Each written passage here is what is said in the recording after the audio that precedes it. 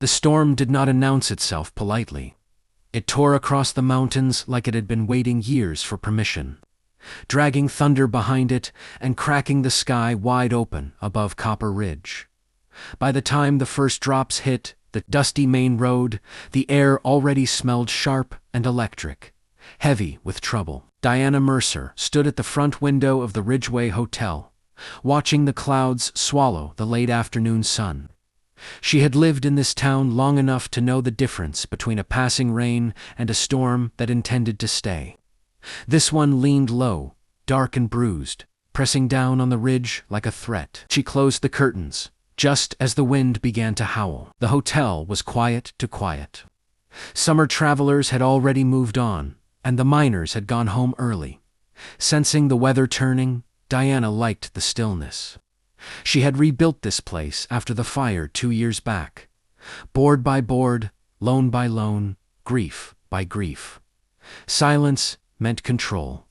Silence meant survival. Thunder exploded overhead. The front door burst open before she could reach the desk bell. A man staggered inside, soaked through, boots caked in red mountain mud.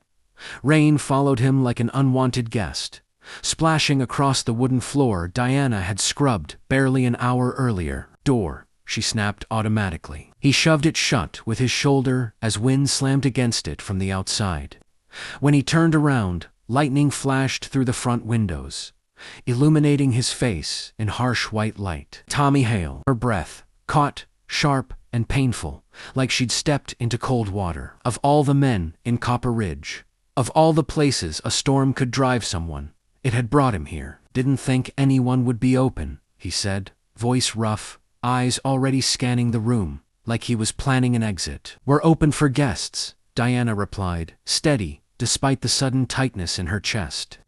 And people who can pay, I can pay. He pulled folded bills from his coat and placed them on the counter.